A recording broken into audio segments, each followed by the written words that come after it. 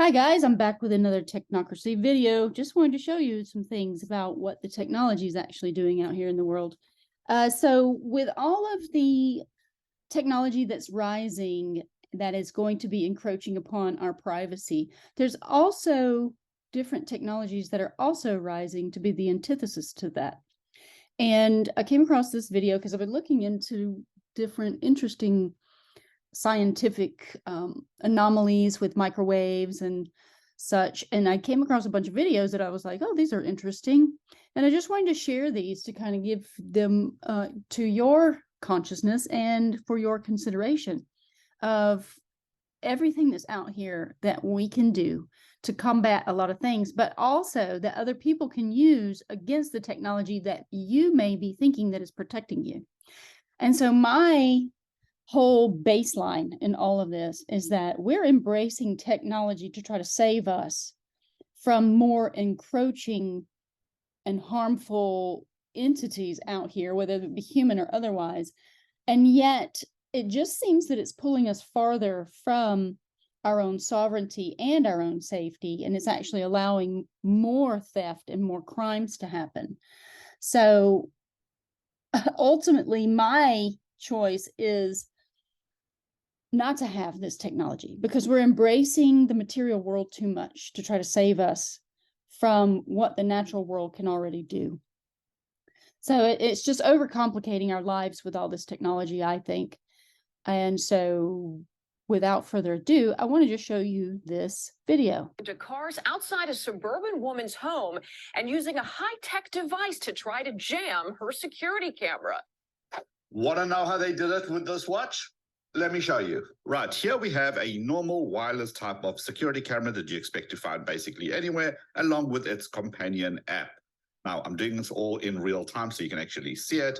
Let me show you that the camera works. Opening and closing my hand, you can see it in the app, basically almost in real time. So now, see if you can spot the moment where I actually switch the watch on and start attacking this particular camera. Hint, keep your eye on my hand on the top right-hand side. How crazy is that? I don't know what's scarier, the fact that this exists or the fact that it costs less than $50. But for anyone who's not so techie, it's important to know what's going on and what you're dealing with here. So let's check this out in more detail. Right, let's go into the Wi-Fi and internet settings on the phone, and you can clearly see that it's connected to the home Wi-Fi. Right, let's bring that device into play, and I want you to keep an eye on the home Wi-Fi connector status as I switch it on. Watch this. Look at that, straight away, disconnected from that Wi-Fi. And it's trying to connect, but it's not able to. And even if I try to force it by constantly tapping on it, it just will not connect. As long as this device is running, that everything on that network is now officially disconnected. Now, just to prove the point, I'm going to stop the device and watch this. Instantly, it just connects. So should we be really worried, or is this much ado about nothing? Now, I'm deliberately being vague here as I don't want anyone to think this is a tutorial of how to bypass security cameras. Well, first of all, this isn't a signal jammer, but rather a proof of concept that was put together in order to show serious vulnerability in Wi-Fi known as DEOS. So this guy is, obviously trying to raise awareness on this issue with how to destroy security cameras. And that's just one little thing that you can do. Now, there's also some other devices out here that can also block GPS signals. Big Brother is watching you. This is a quote from George Orwell's book, 1984. It's a classic, a must-read, and talks about what happens when surveillance goes too far. When everything about our everyday lives is being filmed, recorded, saved, and reviewed by someone. It's creepy, it's dystopian, and sadly, it's becoming more and more a reality we are living in. So this is a very lengthy intro about this story about a man who worked for a contracting company, and there was a GPS that was placed in the company vehicle that he did not like because he didn't want to be followed all the time. He felt like it was an invasion of his privacy. So he bought a signal jammer, and these can be purchased online for about $130. They are actually outlawed by the federal government because the federal government wants to spy on you. So let's have a look at this. I don't know all the scenarios he considered, but he eventually decided to get a signal jammer, a little device that he bought for under $100 that you could plug into the cigarette lighter of a truck, which could intercept and shield any GPS signals in and around the truck. This way, the truck wouldn't be trackable via GPS when the jammer is on. And also, the GPS tracker isn't touched. It maybe just looks like it went on the fritz, like he went through a tunnel or something. He thought it was perfect and bought it and plugged it into the cigarette lighter of the truck. Now, this guy got in trouble because he was actually, since he was a contractor that was working in construction and stuff, he had to go to a job site that was at an airport. And the people at the airport were trying to figure out why their systems went offline. And they found out that this guy was using a jammer in his truck, and they charged him $32,000 as a fine for using that jammer. Airport. I wasn't just casually driving by. The agent arrived at the airport and got out his handheld frequency analyzer and was looking to see where the jamming signals were coming from. And this led him directly to a red F-150 pickup truck, Gary's company truck. The agent went up to the truck and asked Gary what his name is and if this is his truck. Gary identified himself and said it was his company truck. The agent asked Gary if he's using any kind of radio frequency jammer. Gary said, yeah, he is. The agent asked him to turn it off. Gary did, and lo and behold, the offending signals stopped immediately. The FCC had found their guy. Gary was cooperative with the FCC agent. He told him where he bought the jammer and even gave it to the agent. But when Gary's boss found out about this, he fired Gary. Not only was he tampering with the tracking system of a company vehicle, it looked really bad that a company vehicle was involved in taking down the Newark International Communications Channel. On top of being fired, the FCC charged Gary with a federal crime. They initially wanted to give him a fine of $42,500, but because he was cooperative, they lowered the fine to $32,000. So this is what can potentially happen if you use one of these jammers in an area such as this. But shall we be divergent? Because as we go forward into the future, we are all being monitored by this technology, and this technology is encroaching in on our privacy and our lives, and we did not consent to contract with this technology, nor the companies that are actually putting it out here. So that is that. Now, let's go look at some other things. So here we have a guy who is actually practicing with a dismantled microwave oven, and he's showing you some different science experiments that you can do to prove that these waves are being emitted from this machine. He actually dismantled a very old microwave and created this conical shaped end where all of the microwave radiation is going out, so that it's not going out the sides, it's just shooting out the front. And he has a few different little science experiments to show you that this radiation field is being emitted through this tube. It illuminates lights, and then it also can be blocked by certain materials. So since this is a 30-minute video, I'm just going to skip through to the parts where he's showing you the actual science experiments.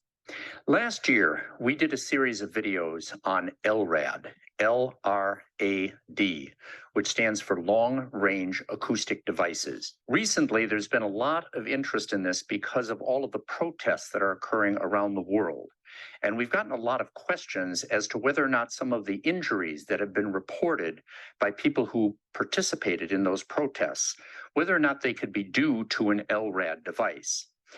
By definition, an acoustic device attacks the ear. The target is the ear, whether it's through the ear canal or through the bones around the ear.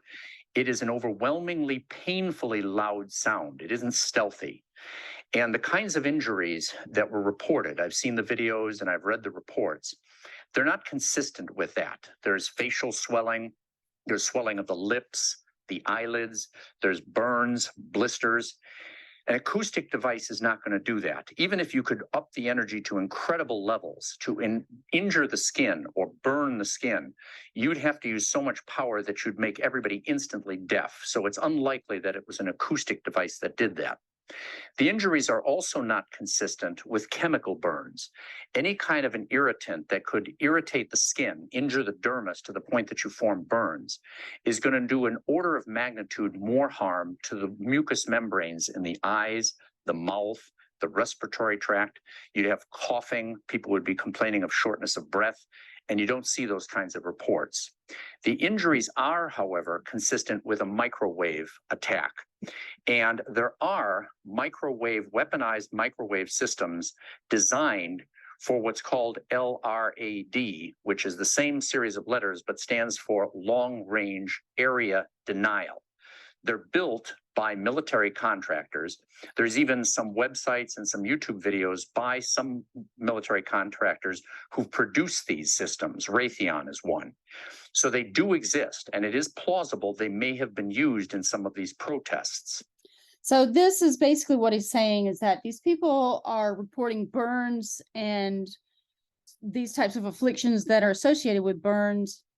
And those are all happening with all the protests around the world. So they're using microwave weapons, which is 5G, guys, 5G, because they want to use this as a means to control people. That's why they want to herd us into the 15-minute cities that they're creating. They're creating all the smart cities that have work, live space, and a lot of the Wi-Fi systems are on top of the buildings that these people are moving into. I had a friend who moved into one, and she said that once a week, they would actually have this ear-deafening alarm system that would go off to test the alarm. And she said it was so loud, it was very disturbing. And I told her, I said, you need to just leave that place, because that is part of this whole plan to control people and the population with sound and microwave frequencies. So let's continue. So he's going to take these two lights, and these are fluorescent light bulbs that react because they have mercury inside of them. They react to the microwaves. This is what we are using in our homes. These fluorescent type lights, if you break them, it releases the mercury. So you want to be very careful with these types of lights in your home. Mercury is not a safe product to use, but they're also giving off a harmful frequency field of energy as you use these smart devices. They're called, there's like smart lights and smart bulbs and things. They're not good for us. We need to stick to the original form, which is the incandescent bulbs. That it's producing radio frequency output. We can also show you a little bit about the divergence of the beam from this horn to give an idea of where it's going.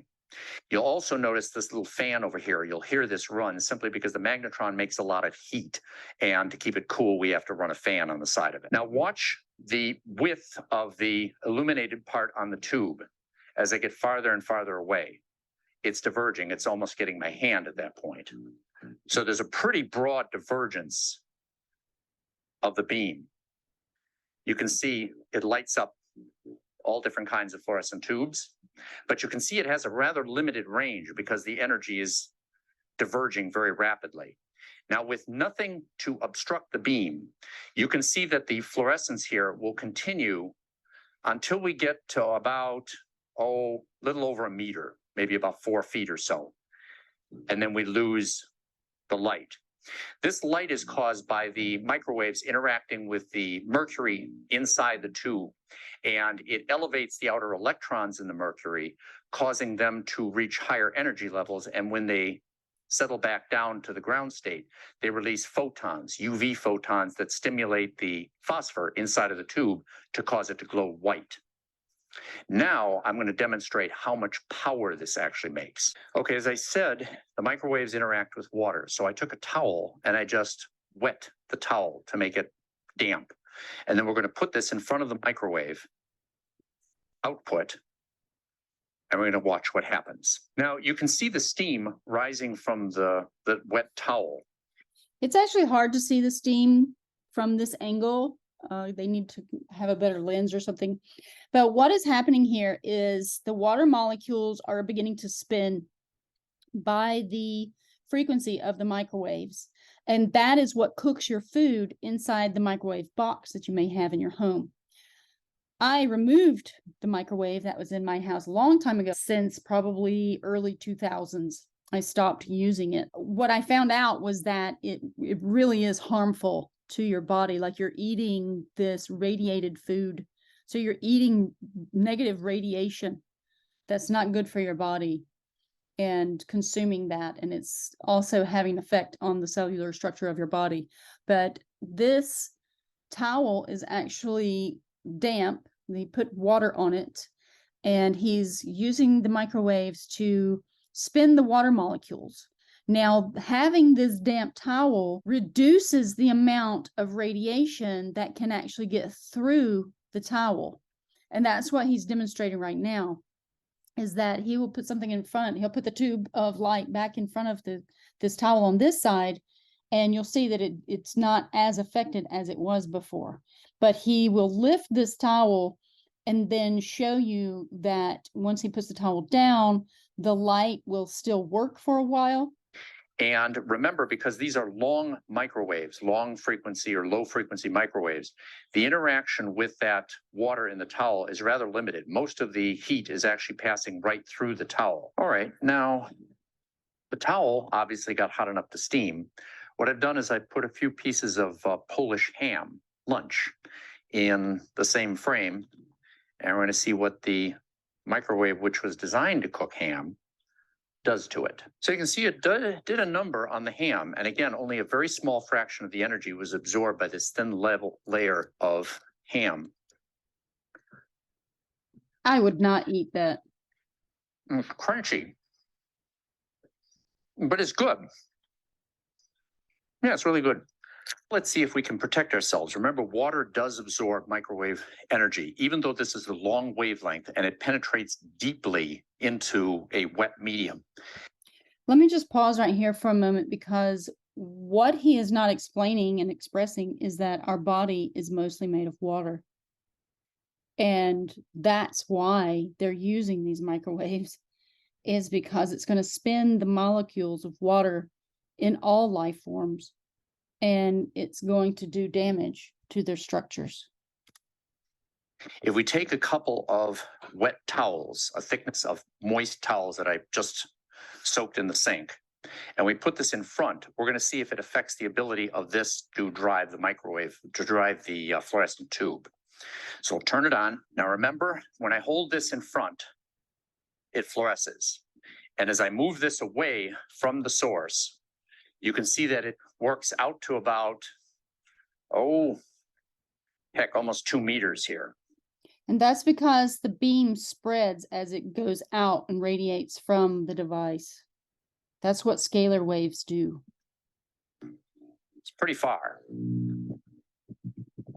But if I place the water barrier in front, like this, no fluorescence. If I start this up first and then block it,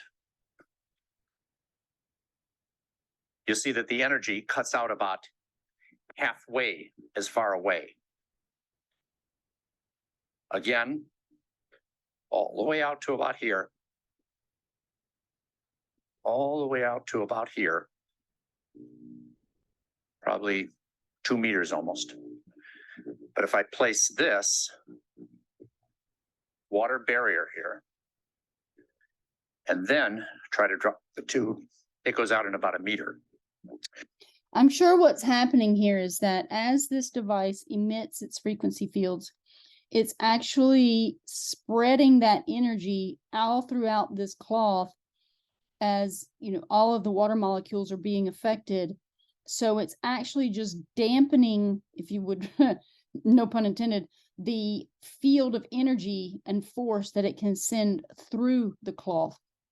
But as he magnetizes this light with the electromagnetic energy from this microwave, it illuminates it and pulls those light molecules from the microwave over to the actual luminescent material that is inside this light bulb, and it holds on to it. And that was one thing that I was considering with our cell phones as to why the cell phone takes a moment to grab on to the Wi-Fi. Like if your signal isn't working at your house, for example, and you decide to use your Wi-Fi on your cell phone to get a signal to look at some of your apps, what happens is it starts magnetizing, using an electromagnetic frequency to grab on to the Wi-Fi frequencies. So sometimes it loads fast to connect, and sometimes it's very slow, depending on how deep the field is for your Wi-Fi, because your Wi-Fi is constantly emitting a field of energy that is septic in nature, because all of this technology is septic in nature. So let's get into some of the remedies for this. All right, next test. This is some thin sheet metal, and the microwaves will reflect off of the metal. And again, we should be able to block the energy simply by placing the metal between the source of the microwaves and the fluorescent tube. Turn the buddy on. Now you can see the light fluorescing. Watch what happens when I drop the metal in the way. Turns it right off, turns it on.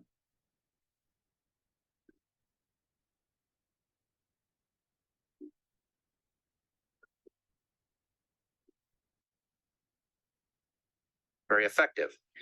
I'm now going to show you how it can reflect the energy to a new location. It doesn't just absorb it, it reflects it. All right, so what I'm going to do is demonstrate the lateral aspect of the distribution of the microwaves. And so you can see that in order for this to glow, it pretty much has to be almost at the edge of the antenna. But once you get not even to the edge of the table, it dies off.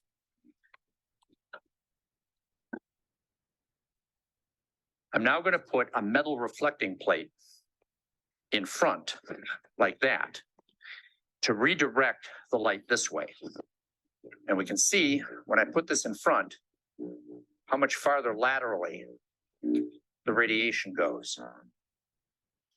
So the metal will deflect all of this electromagnetic energy that's being emitted from the 5G. And in this theory, what we can start deducing is that if you have a metal roof on your house, for example, like I do, it's actually deflecting a lot of the signals from the cell phone towers. But it is also encompassing anything within the home, such as the smart meter or the Wi-Fi that you may have for your internet.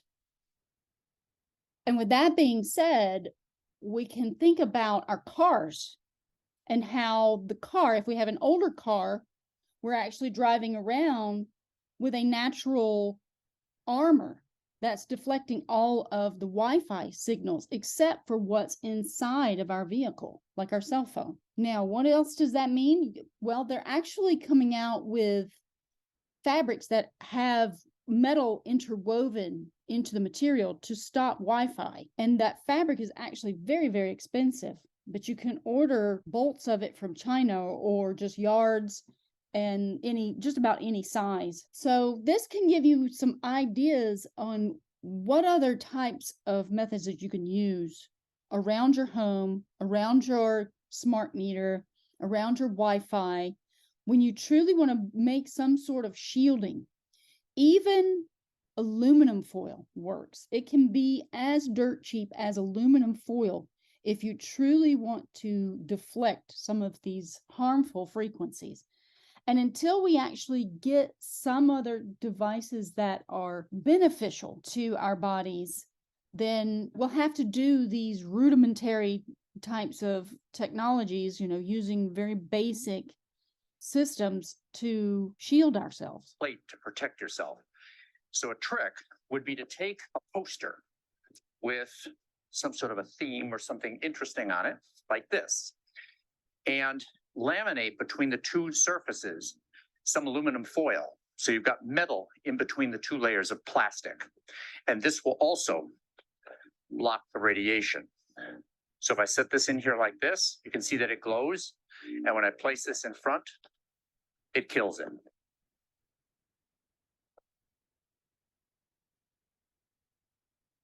you see that?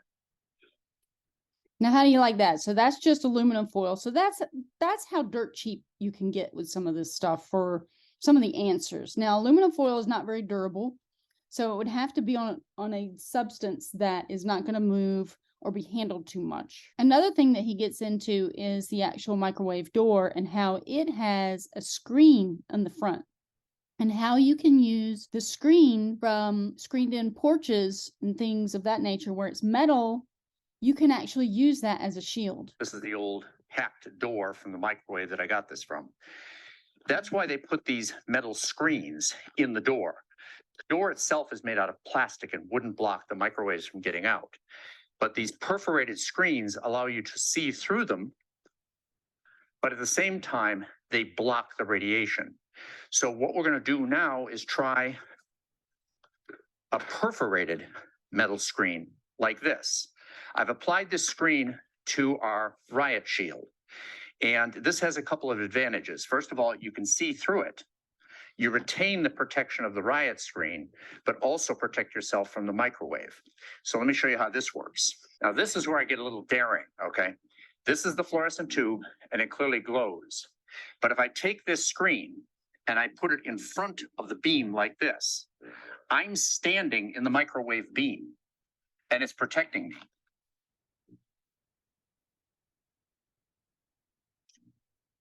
But not here.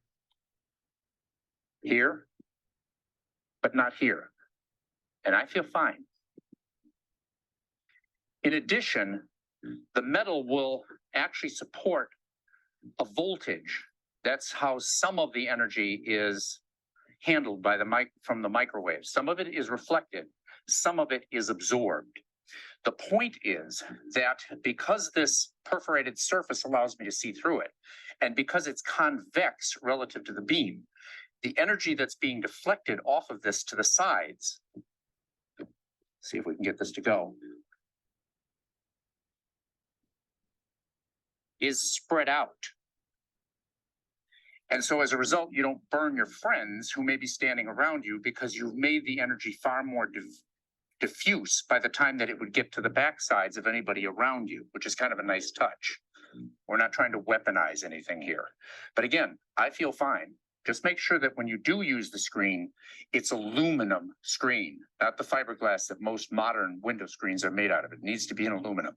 And finally, there is a small voltage that can develop in the conductors here, but it's small enough and it is lost in the resistance of the aluminum so that you can touch this and you don't get a shock. Pretty neat, huh? And that is that science experiment. So just to kind of give you some ideas on what you might be able to do around your home. Now to the jammers. There are some different GPS jammers out here. They're called GPS jammers. And as you can see, they're about $130 or so. Now this looks like what was depicted in that one video. And these are also illegal according to the federal government, not to your state or local government, but to your federal oligarch overlords. They do not want you to use this stuff. The federal government is actually a fraudulent government, and it is the shadow government that is now ruling, which the shadow being yin and the underworld. That is what is up here on top of the world right now. So I just wanted to show you that GPS.gov says that the use of cell phone jammer, GPS blocker, or other signal jamming device designed to intentionally block, jam, or interfere with authorized radio communications is a violation of federal law. Federal law does not apply to you and I. I'm sorry, but they are not the governing force. Actually, they have done government overreach and they are no longer valid, which means that only God can truly rule man, and then government, all government, is beneath man. This is one thing that we need to be reminded of. So I wanted to get into this. This is the hierarchy for man. There's God, the creator, and then underneath God is man and woman, which is common law. Then under that concept is government. created by man to protect property of man, not to be an oligarchy where it rules over man. Then beneath the government, you're supposed to have the courthouse, the judge, and police. Police is policy. It doesn't say police, it says policy for the Vatican. Then all persons, which are legal fictions. When your name is in all capital letters, you are legal fiction. And then you have corporations, which are fictions. But this is what the government has done. Man is now non-existent in the hierarchy, and all they have is themselves, and the banks are ruling the government. And then of course the shadow government is probably even over the banks. You know, they're all part of it. They're interwoven into that aspect. Man does not exist in their policy or laws, only persons to control. They are making us legal fictions, all caps names. That is run and operated by Admiralty time law, the law of the sea, not the common law, which is over here. This is common law underneath God. That's why you and I and everyone else out here has to think about this, digest this thought, and then step into your power. There are organizations out here that are actually standing against the regime that is mounting on all fronts all around us, and it is going to take us a very long time to clean it up. But we're going to see some goodness, because what they're going to do is give us the illusion that it's all going away and everything's getting better, and I'll show you that. Meet Jordan Maxwell. He is one of the unsung heroes of myself and other people in regards to waking up our minds to symbolism and occult things in the world. I found this video last night, even though Jordan has passed away recently, and I still have his phone number in my phone because I was going to ask him for an interview, but I actually called the day after he had passed, which was unusual. There's some interesting synchronicities between Jordan and myself, because I have been a curious person all my life, maybe not as much as Jordan was, because he questioned everything from since he was 9 years old and entered into the Catholic Church. But we were both born in Pensacola. We were both involved with the movie industry. And being as curious as he is, I find myself just as curious. So what does it mean? I'm not quite sure. And he was obviously born in December, and I'm Aquarius. So that was interesting factoids to find out. I was born and raised Catholic, and so at 9 or 10 years old, you are confirmed in the Catholic Church. If you're 9, 10 years old, you have a ritual you have to go through. It's called confirmation. Mm-hmm. And so at the confirmation the day before, I was in the Catholic school, and the day before, the nuns, the teachers told us, now tomorrow at the confirmation service, tomorrow night, after the service is over, the bishop will be there, and he might possibly, maybe not, but he might possibly ask you children, all of you children, if you have any questions, that he'll try and answer them for you. And so when that happens, remember, you don't ask any questions. You just keep your mouth shut. You don't have any questions. And so the next night, the bishop was there, and he said, now that you children are Catholics and the confirmation service is over, if you have any questions, I'll try and answer them for you. And so I stood up, knowing, all the kids knew, you don't have any questions. So I stood up in my arrogance. I stood up. I want everybody to know who I am. And I said, yes, Bishop, I have a question. I said, my father works with torches like a welder. And if I held a torch and it was on fire, and an angel appeared to me, could I burn the angel with a torch? Would it hurt him? Wow. And he says, well, no. And I said, why not? And he said, well, because angels are spirits, and you can't even see a spirit, much less burn one. Mm-hmm. And then he went on to say, fire is a natural thing. Like you need paper or plastic or wood to burn. You can't just burn anything. And I said, well, then why am I told that I'm going to go to hell where my spirit will burn forever? You can't burn a spirit.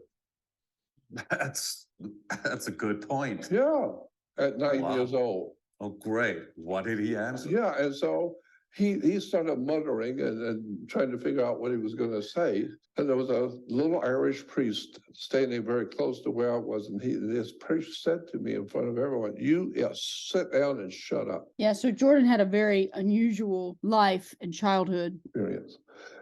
I believe that there is a concerted, organized, conspiratorial movement in the world, and I refer to it the way it refers to itself, as the World Revolutionary Movement. Most people have never heard that term, but it's called the World Revolutionary Movement. And basically, it is the power, the political power, the money, and the wherewithal to make things happen in the world that's behind all sides. The communists are being promoted, financed, organized, and directed by somebody, while the Nazis and Adolf Hitler was being financed and directed by somebody.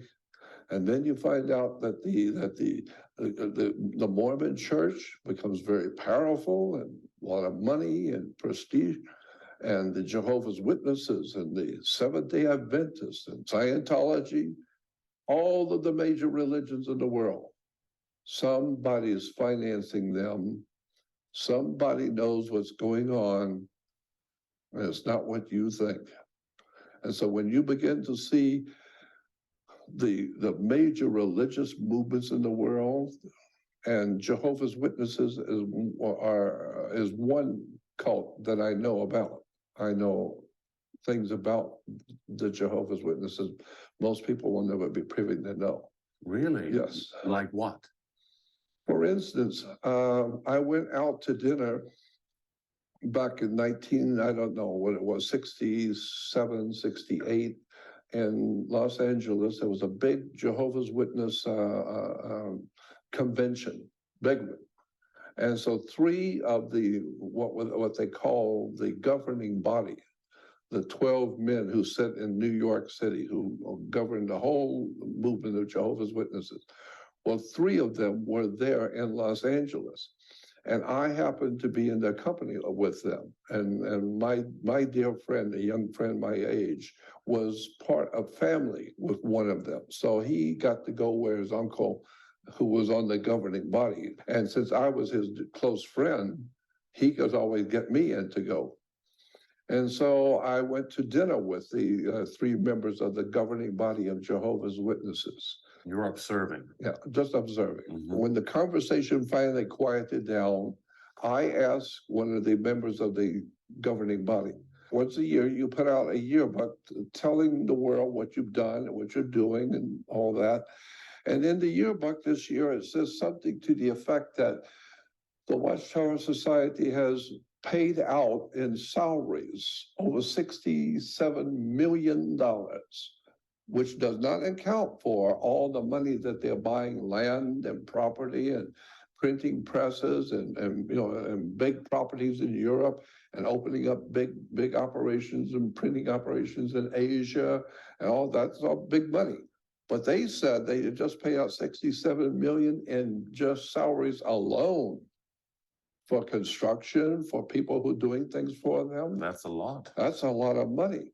And so I said to him, I'm aware of Jehovah's Witnesses in Los Angeles. And some of the wealthiest areas where Jehovah's Witnesses are, they tell me they're having problems just paying their rent. Oh, so Yeah. they didn't spend the money Yeah, or and get so- it. And so the Jehovah's Witnesses who are living in Beverly Hills or in these wealthy areas, but they're telling me that they're just because they're in a wealthy area, that doesn't mean they're filthy rich. And so they are having problems paying their rent and paying utilities and things. Right. And so I said, Jehovah's Witnesses are not known as being a wealthy, powerful No. organization. No. And yet they're buying properties all over the world. They're buying printing presses. That's not cheap.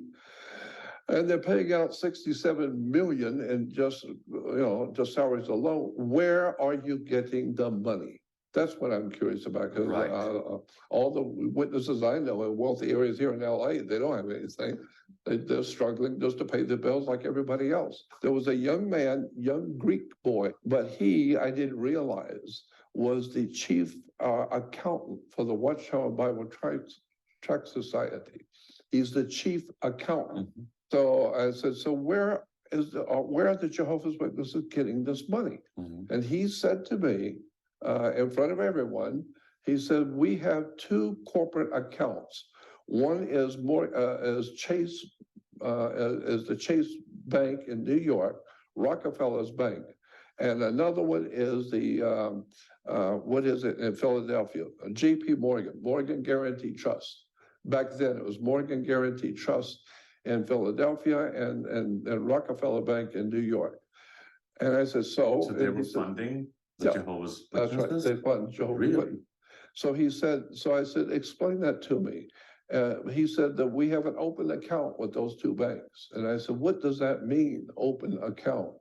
And he said, basically it means once a year, they give us a checkbook.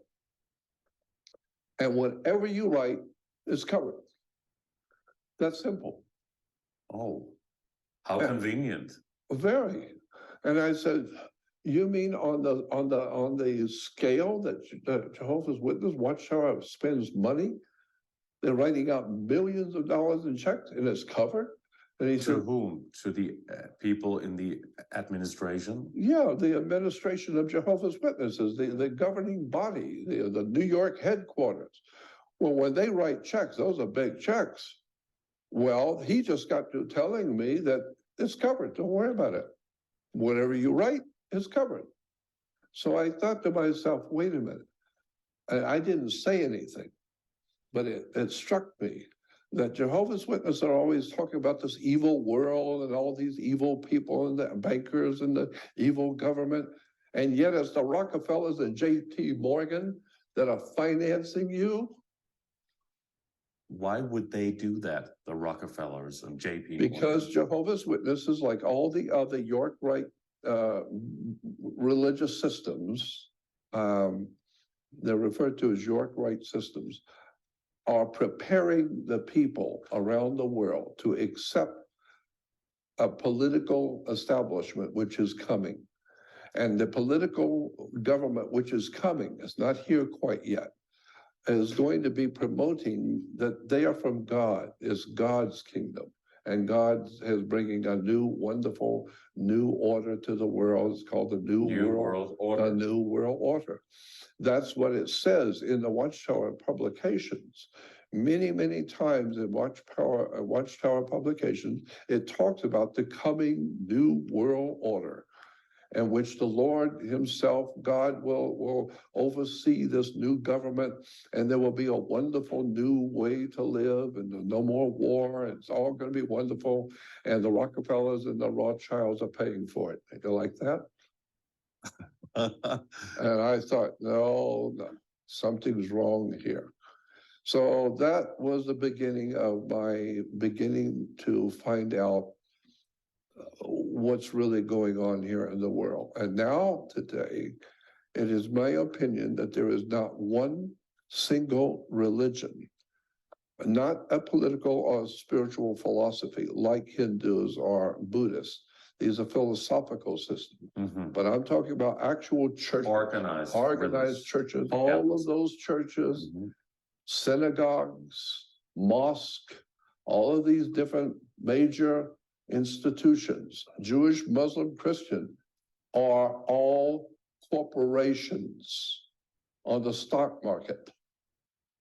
They're all corporations, money. So how would you describe the New World Order? What exactly is that? We've heard presidents and world leaders and figures, political figures talk about the New World Order for many years. And it's actually all over the world that they talk about that. But why do they do that? A lot of people still don't know what the New World Order is or haven't even been listening when they mention it. Yeah. And I have been called many times. I have been called a conspiracy theorist. No. Correctly understanding, I'm a conspiracy analyst. I'm analyzing the world I live in. What I do today used to be called a journalist, an investigative reporter, someone who spent many years reading and studying and researching a particular organization or particular subject. And then one day they write a major book on the subject. Why? Because they know what they're talking about. They've been looking at it for many, many years. And so they were referred to as research analysts. And the government is very concerned about research analysts because the US government, like all other governments, have things like the CIA, Central Intelligence Agency, because governments don't care if you're a believer. You go to a church or go to a synagogue or whatever, and you're referred to as a believer. Governments don't care what you believe. It's freedom of religion. They don't care what you believe. They want to know what you're doing. They don't care what you Surveillance. believe. So they have organizations called CIA, Central Intelligence Agency. They don't want to hear what you believe. They want to know who you really are. How much money do you really have, and what are you doing behind the scene that government don't know about? We don't care what you believe. They want intelligence. And so that's why I say, I'm not interested in what you believe. I want to know. I want proof. And so that's why there's a big difference today between being a believer and somebody who has done his homework. And But very often when people like you and others talk about things that are so otherworldly and out there and wild, for a lot of people, they just can't take it in. How they will say, how can you, Jordan Maxwell, prove what you're saying? I mean, maybe not necessarily about the New World Order and that structure, because it's more, say, if we can say down to earth, but if we're no longer down to earth and we go into space and alien races and all of these things that we also want to cover today, I understand. then how can you prove that? That's right. And I understand. And I would suspect that that's a very good question. I don't have any problem with that. My answer would be that I don't need to prove it. I am just an ordinary man pursuing extraordinary knowledge. And I have been in the company of very powerful people that you don't know that I know. And I've had conversations that you were not privy to know about. And so I don't need to prove anything. And they revealed that there are things going Sometime. on in the universe that we are certainly not being told here on Earth. Obviously. I have had events in my life that I was there and I was an eyewitness to, that I saw with my own eyes, and I know who they were, I saw what they did, and they know that I was there and saw them. And can you reveal some of that? I don't think so. Because I could tell you some stories about very famous people that will probably get me hurt. When I talk about extraterrestrials and UFOs and all that kind of thing, I've had experiences where I was there with other people, with my friends. And did you see some of that? And I was there when it happened. Oh. So that's why it doesn't bother me when someone asks me, well, how can you prove that? My answer to that is, I don't need to prove it, son. I was there. Have you seen what is called a UFO or a spaceship? Have I ever? Have I ever? Have you seen any alien races, a species from other planetary systems?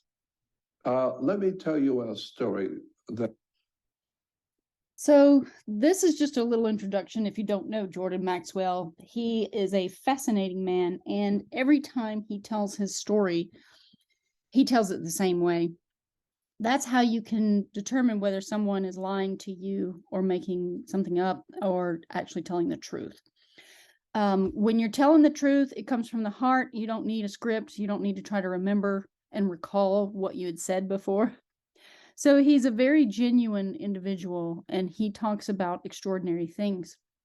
But I just wanted to play that clip so that you can see that even in the common area of our world with common people, they are intermingled with other levels of our civilization and society that we are not privy to, and that there are things, principalities, whether it's dark or light, that are at work here. And if you go into Jordan Maxwell's stories, like he's about to tell the story of an experience that he had when he was 19 with his girlfriend, there are supernatural or preternatural events that have happened in his life in particular, but then also in other tales that I've heard around the world of different people's stories where they have these encounters with these other beings. They're obviously human, but at least by all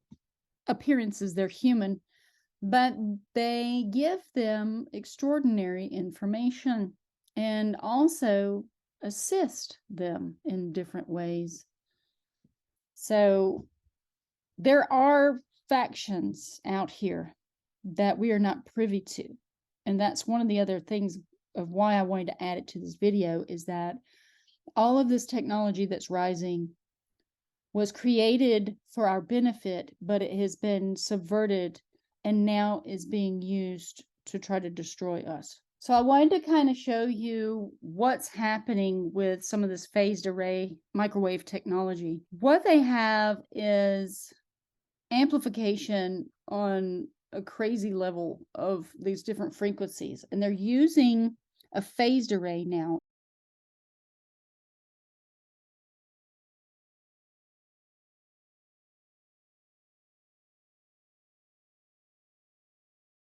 Instead of the satellite dishes that we're used to seeing out in the world. When they send out the different waves, they can send them where they're in phase with each other and they work together where it's a decrease and an increase. This is the sine wave. Now think of this as a spiraling vortex of energy, though. They show us the edge of the curvature, but imagine this as a corkscrew, because that's what these things do. They spiral outwards in energy and they create these varying waveforms. This is the yang principle, this is the yin principle, and it's fire and water. But when it's enacted in a positive manner, if you're using positive protons, then this whole thing is going to be yang energy. But you can combine these frequencies too to be positive and negative. It's a kind of an interesting thing, you know, when you're looking at all this, because this is the red shift and this is the blue shift. This is considered behind the wave, and this is the top of the wave, the front of the wave. And one is pushing while the other one is pulling. So this is pulling this one right here, but it's also subsequently pushing the downward side of this part of the wave. So it's a push-pull frequency thing, but it's like a corkscrew shape. Now this is out of phase where they can actually use two varying waves and create this disharmonic frequency. So this is destructive interference right here. This is what I propose they are probably creating with the microwaves that they are using, is that they've learned how to send out the waves in opposing fashion, and it's causing a destructive energy, which is what microwaves can do.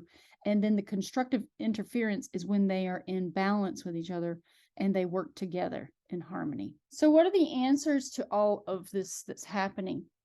Well, a lot of people are down here in this bottom of this pyramid with self-awareness. But as we start coming into our own knowledge about ourselves, about the spirit realm, about how we are connected with our spirit to all things, that's how we start climbing up this pyramid of knowing who we truly are once more, because we've been following a deceptive practice through religioning the mind. So once we get to the self-love and we already have discovered the inner wisdom and inner voice inside of ourselves, then we can begin to become aware of how we can transform ourselves and into the mastery of self, which this would be the golden ratio right here, coming all the way up to the tip top of the pyramid. And as you can see, this is like the conical shape of a scalar wave.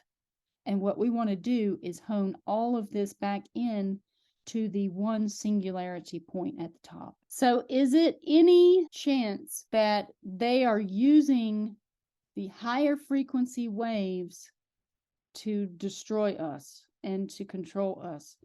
Because as you can see, we are down here.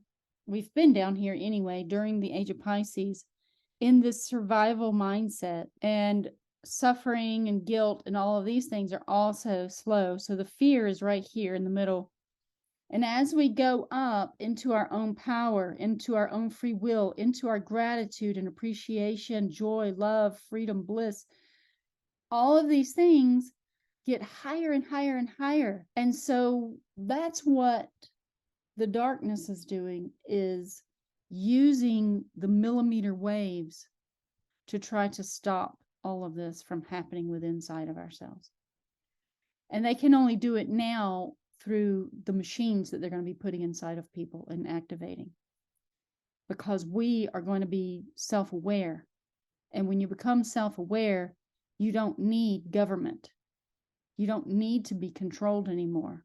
And you start realizing this as you come into your true awakening of questioning all things. And so they want the technology inside of people so that they can then control all of this. So the whole concept of what we can do now is walk this idea of the golden ratio or the golden mean by Aristotle. And that's bringing back the virtues, bringing back the moral values, and trying to become more of an upstanding person, because all of the society we're living in is actually working in a deficit right now.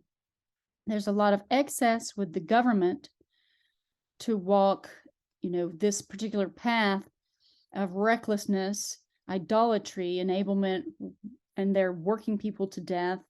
They're judging people. They're not only judging people, they are tyrannical at this point. But in the societal realm of population, you have corruption, cowardice, because people are not, standing up in their power. There's a disregard or just disassociation from anything out here in the world that may be causing a problem for everyone, but they just don't care. And so there's this selfishness that is taking hold, a laziness, oh, well, it's somebody else's problem, but not mine, and also foolishness. So this is all the society, and this is more like the government that is over and superseding everyone. But these are all the things that we have to hone within our own personalities, is to learn about discernment. First, we need to learn, who to trust, who to listen to, especially on the internet, because there's a lot of deception. The machine is growing stronger. It's going to be putting out its own videos soon, where it seems like it's truthers, or it seems like it's something that we can, chew on for truth, but it's actually going to be machine generated. That's what's happening right now. And so we have to do our diligence on what is factual, what is real. Nature is always going to be real. It will never lie to you. That's a foundation. But then also to delve into the knowledge of the philosophers of the old days, the ancient times, the times gone by. They are the ones who held on to the knowledge of all these transitional phases of governments and why we do not need them, why only the people need to rule over the people. But as always, we forget who we are because of what they do. Once they get a foothold in our society over us, they then start destroying the history and it becomes lost. And then we forget who we are because they'll take control of the minds of the children and then grow them up to forget about all of the things of the past and to only be into the present moment of experiencing this Borg reality that is now coming about. Well, that has been about time and time again, and it just transmutes very slightly into a different type of energy or experience that most people have during this phase of the great year cycle. So we have to have the courage to stand up and the respect for ourselves and our fellow brethren out here in the world to stand up against the tyranny that is now rising over us. So that would bring back the integrity of our society. And as the leaders stand forth and march forward against the tyrannical beast, then the other people will see the cause and they'll start to join in one by one slowly. There's still going to be those that are like clowns, that are like jesters, and they just want to have a good time in the world, or they want to be corrupt and they want to steal from the people who are trying to walk the golden mean. They will have their time in the sun, so to speak, because the sun is the ruler of all life. And if you don't believe me, think about a world without the sun for one moment, and then you'll know what I'm talking about. If you do not have a sun, you do not have life.